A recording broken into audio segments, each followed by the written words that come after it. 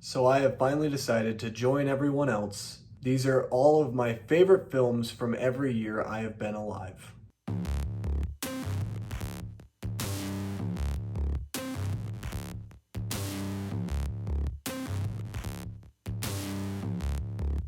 In this video, I'm going to give you a list of all 25 years technically that I've been alive, even though I'm not 25 yet. This is just a favorites list. I'm not specifically picking the best film of every single year. This is just my opinion and basically films that I've come to love or films that I just rewatch a lot. So starting off with 1995, which is the year that I was born, my favorite movie in 1995 is Toy Story. This I feel like is the most popular pick to choose in the year of 1995. And looking at 1995, it looked like a little bit of a weak year in film. And Toy Story is the first ever computer animated film, and it is a movie that is truly masterful in every sense in terms of the story, in terms of the characters, and the overarching problem that these characters face. And the only thing for me about this movie that I don't necessarily like is how dated it truly does look and feel. But at the time, this movie was so groundbreaking in terms of animation, and Pixar definitely pulls at your heartstrings with a film like Toy Story. 1996, my choice is The Crucible, actually. This movie stars Daniel Day-Lewis and Winona Ryder. I watched this movie in school, back in high school, and we had to watch it for one of our class projects. And I have to say, Daniel Day-Lewis gives an amazing performance in this film, just like he gives an amazing performance in everything he's in. This is based off of the Arthur Miller play. Winona Ryder is weird in this movie. Her acting is very exaggerated in many senses of the word, but it's still a very good performance, and I think that they bring an interesting dynamic that the play, reading it, didn't truly give to the characters in the way that those characters were being told, and I think that they bring a new life to these characters. 1997, I've talked about this film a lot on my channel, and that is Life is Beautiful. This truly is a beautiful movie. I don't really need to talk about it any more than I already have, and all I'll say is that this movie deserves a Criterion, and that's it. Give me the Criterion. 1998, favorite movie from 98 is The Truman Show. This is Jim Carrey's best performance. I've also talked about this movie before on a couple of videos in the past, and every time I watch this movie, I get something more and more out of it. A movie that centers around one person, and basically people, live their lives just watching this one guy interact with essentially all these people who are just there to make him better or progress his story along, is very interesting to me. I love that microcosm, and I love the fact that basically you're putting one character under the lens and you're looking at a social situation that is kind of relevant to today. What if the world truly was all about you? I don't know if you'd like it as much as you think you would. 1999, 10 Things I Hate About You. This is my favorite rom-com of all time, other than The Princess Bride, which I don't really consider it fully a rom-com, so I can kind of get away with saying 10 Things I Hate About You is my favorite rom-com. I love the performance by Heath Ledger. This is his first film, and this was before Joker. What I love about this performance by him is he's more laid back. You could tell that he just had a lot of fun in this film, and I also love that Joseph Gordon-Levitt is also in this movie. It's one of his first roles, and he also brings it. He plays a very compelling character. And basically, this is the story of the taming of the shrew. I had an absolutely massive crush on Julia Stiles when I was a kid. And so for me, this one just hits home. And I would always watch it whenever it was on ABC Family, because I feel like they play this movie probably like 10 times a year. And every time it was on, I'd always watch it. 2000, my favorite film is American Psycho. I love this movie. This is one of my favorite movies of all time. Christian Bale's performance is top notch. This is my favorite Christian Bale performance. I know he didn't get any Oscar love for his role, but he's so bizarre and wacky. And I mean, who doesn't love the character of Patrick Bateman? Did he truly commit all of these horrible killings? We don't really know. I mean, the movie is ambiguous in that sense. The movie's ambiguous in that sense, and the movie leaves you in wonder if truly these things actually happened, or was he just going insane? And I love the fact that you can kind of piece that together for yourself. 2001, my favorite film is The Lord of the Rings, The Fellowship of the Ring. Fantastic film. I absolutely love this movie. It is up there with Return of the King for me. They are the two best movies in this franchise, and This is a movie that to me just resonates so well with what we love about lore, this adventure that seems so improbable with all these different characters coming together, but yet they're able to start their journey as a fellowship. And I just really, really love a lot of the symbolism in this film. I love the fact that we are introduced to characters that you'd go on to love, like Aragorn and Legolas and Gimli and Frodo and Sam. This movie just really heightens your excitement for what is to come with this trilogy of films.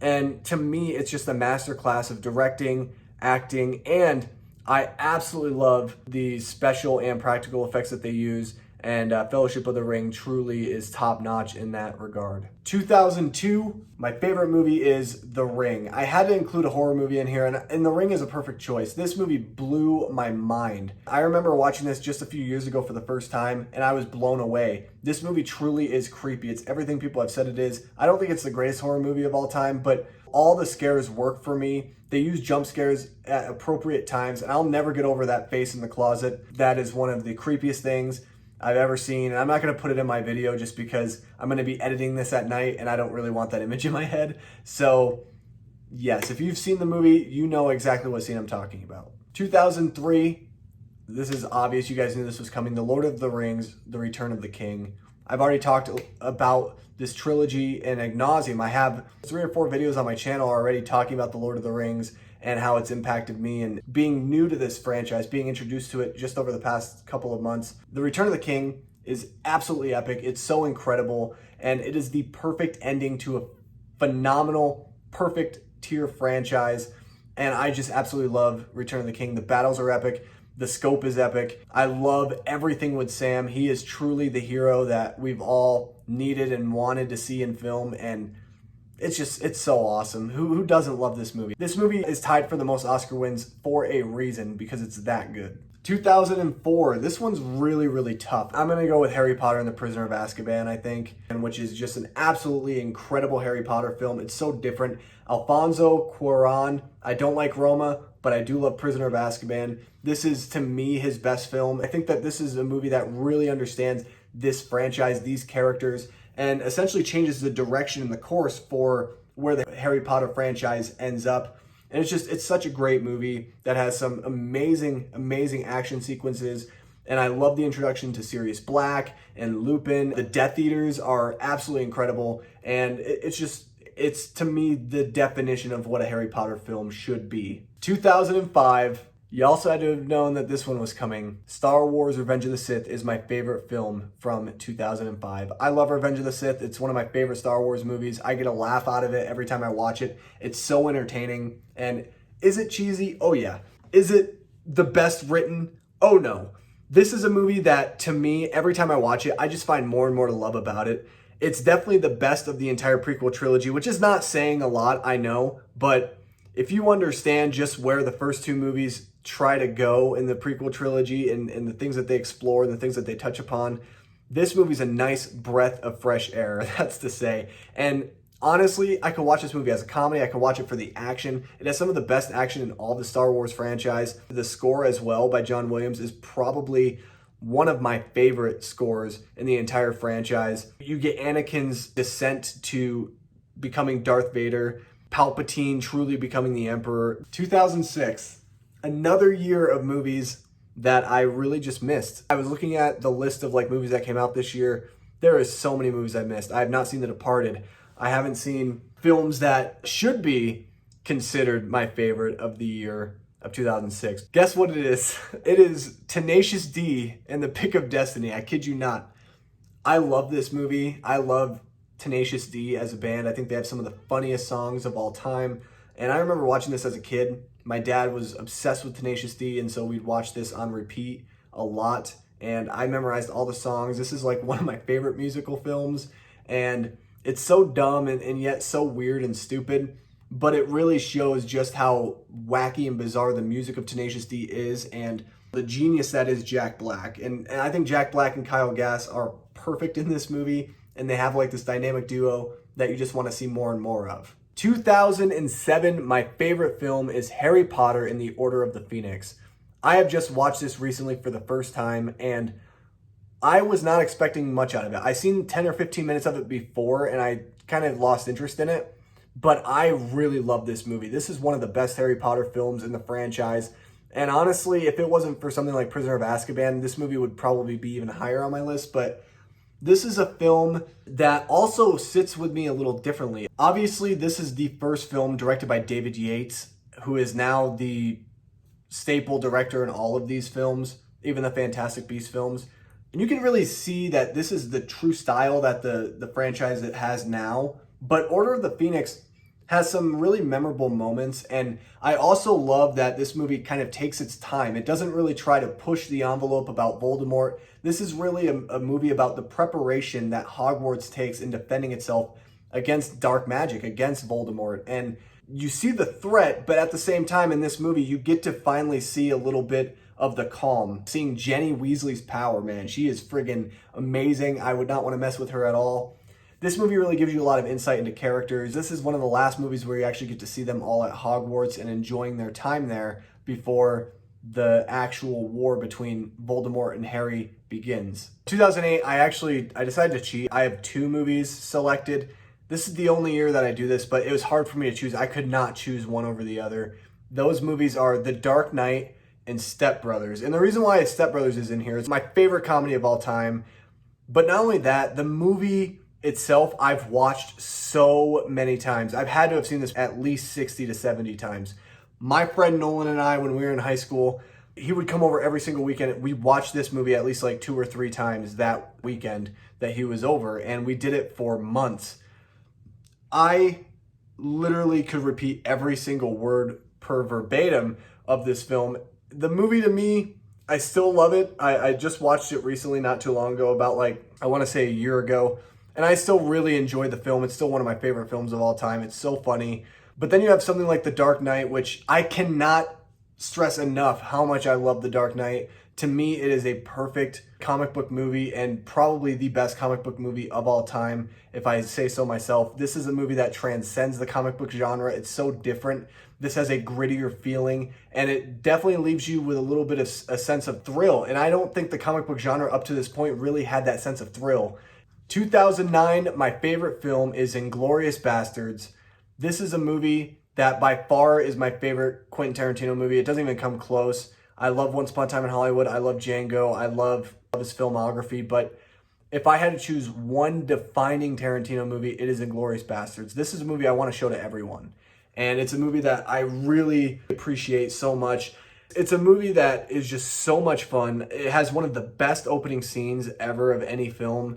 In 2010, my favorite movie, of course, is The Last Airbender by M. Night Shyamalan. This movie was so amazing. It was so much better than the animated show. I can't even joke. Obviously, it's Inception. Did you really think I was going to say The Last Airbender? Inception by Christopher Nolan. As much as I love The Dark Knight, this is my favorite movie by Nolan by far. This movie, every single time I watch it, it's such a trip, and I don't understand anything. I feel like I don't know anything about the film, and that's what I love about it. There's so many theories about this movie, and I've theorized myself what truly is the ending of this film. I learned so much and get so invested every single time. This movie never leaves me without being in awe. I'm always in awe by this movie, and just looking at the visionary detail by Christopher Nolan, you can really tell that this guy is truly something special and one of the best auteurs working today. My favorite film from 2011 is Harry Potter and the Deathly Hallows Part 2. This to me is the endgame of the Harry Potter franchise. It's no secret. This movie's epic. There's so many redeeming qualities in this movie. The fact that Neville really truly becomes like a buff and like a hero is just absolutely incredible. This little pudgy boy who had buck teeth, who was kind of weird, becomes like this beast all of a sudden that you just root behind. It's one of those movies that you get to see the good triumph. I think that Voldemort's presence in this movie is so felt, and he really truly shows that he is a powerhouse challenge for Harry and his friends. My favorite movie of 2012 is Les Miserables. I love this movie. The first time I watched it with my wife's cousin, and she had to interpret everything that was going on because I couldn't really understand it through song. Now I've gotten better about learning how to get better information through song. Hugh Jackman got snubbed. He should have won the Academy Award for his performance. Anne Hathaway deserved the Academy Award for her performance. And I always tend to put this movie in and watch the last like 10 minutes. My favorite film from 2013 is The Wolf of Wall Street. This is my favorite Leonardo DiCaprio performance. I know that he didn't win the Oscar for it. I still think he got snubbed. He should have won for his performance in this film. And this is a movie that is hilarious.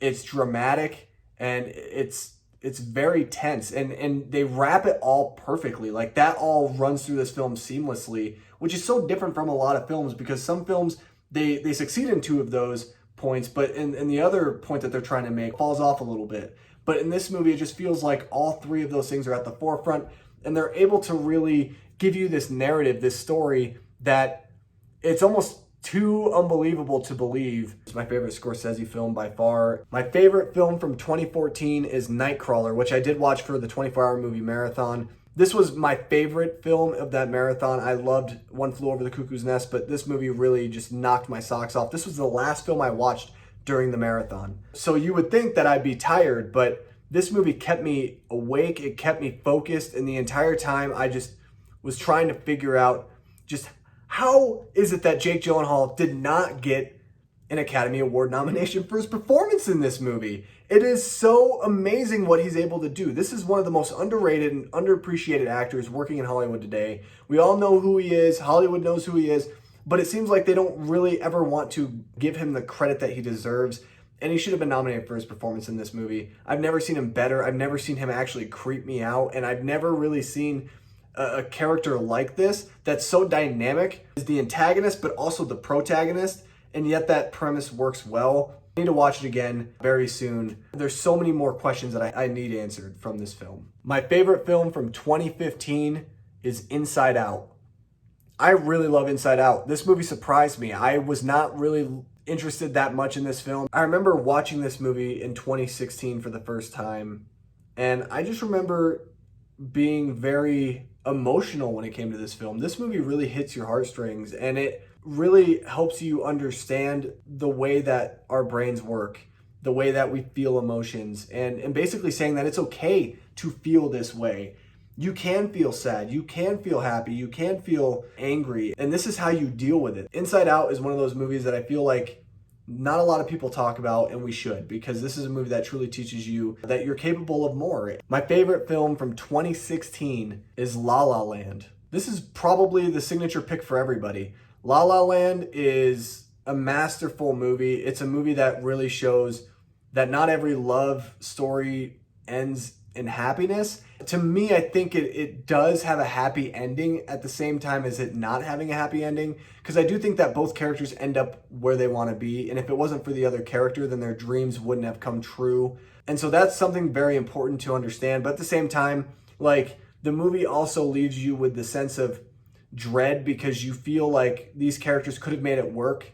They just put their focus on other areas that weren't necessarily as important as the relationship between them and their significant other. This is a movie all about dreams. The music works fantastically. Emma Stone deserved of the Academy Award for her performance. And Ryan Gosling, this was probably one of the first movies I've seen Ryan Gosling in, and he did not disappoint. He's so good. And Damien Chazelle, woo, that guy can direct. My favorite film from 2017 is Logan. I was blown away by this movie. Just like Dark Knight, this movie transcends the comic book genre, puts it into a new direction, says that, you know what, we can have a gritty Western film with a R rating and show that it still truly has that comic book presence. And this movie, to me, it doesn't feel as much as a comic book movie, but the fact that it's Wolverine, Professor X, and it deals with mutants, it is a comic book movie. But what the film is able to do is it's able to tell us a story that wraps up these characters in such a way that it feels justified, that you don't want these characters to come back, because the way that these characters ended their arcs is perfect. The fact that James Mangold was able to direct this movie so masterfully,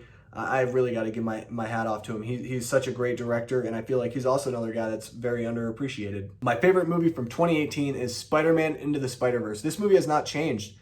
Spider-Man Into the Spiderverse for me is a film that I just absolutely loved. I fell in love with it the moment I saw it in theaters, and number one, the animation works for me completely. I love the character of Miles Morales. To me, this is the best Spider-Man movie. It has the best action, it has the most heart, And it's just a very different comic book film because it doesn't go with the conventional comic book ism, I guess. This movie kind of shows the struggles of what it's like to actually be responsible for having the whole city on your shoulders, and Miles Morales is becoming the new Spider-Man, and how he feels pressure. I really do love that whole Spiderverse scenario. I think it's just very fun. You could do a lot of very creative things, and the movie takes liberties at being creative in that way. My favorite film from 2019 is Parasite. Hasn't changed. Best Picture winner last year, but that's not why it's my favorite film. This is the best film easily of last year. If there's one movie that people ask me, hey Nick, what movie do you recommend I watch?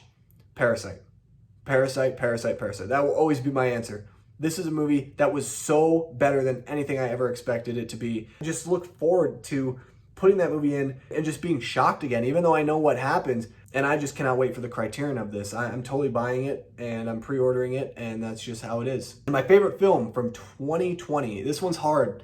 I cannot include Hamilton. Hamilton right now is my number one, but it's not really a feature film, so I'm not going to include it. I'm actually going to go with a movie called Yes, God, Yes. Now, here's the thing. You look at when it actually got released, it was 2019, but it was only featured in a festival. Only a certain amount of people got to actually see this movie. So I'm not including it for 2019. I include it for 2020 because it's out there for actual people like you and me to be able to go and watch it. And oh my gosh, this movie is hilarious. I really found this story endearing and heartwarming. And Natalia Dyer, she is a star in the making. I think she has such a bright future ahead of her. And not only is she Nancy Wheeler in Stranger Things, but she will steal your heart with her performance in this movie. Yes, God, Yes is a movie I really want people to go see. And so I have to put this in there because I think that more people need to check it out. And you can. It's on Apple TV. It's on Amazon. It's wherever you rent your movies. And it's like $7. So definitely go check out Yes, God, Yes, because I really do think that this is a funny movie, and there's a lot to really like about it. And the humor is very subtle. It's not like laugh out loud funny, but it's very subtle and it's very smart. Anyway, that is every single one of my favorite films from every year I've been alive. This was a very long video to make, but I had a lot of fun doing it. I want to know your guys' favorite movies for every year you've been alive. Let me know down below, or what was a really good year in movies that you guys really appreciate. Make sure you guys drop a like on the video if you enjoyed it. Subscribe to the channel for more content just like this. Thank you guys so much for everything you guys do, and I will see you guys in my next video. Peace.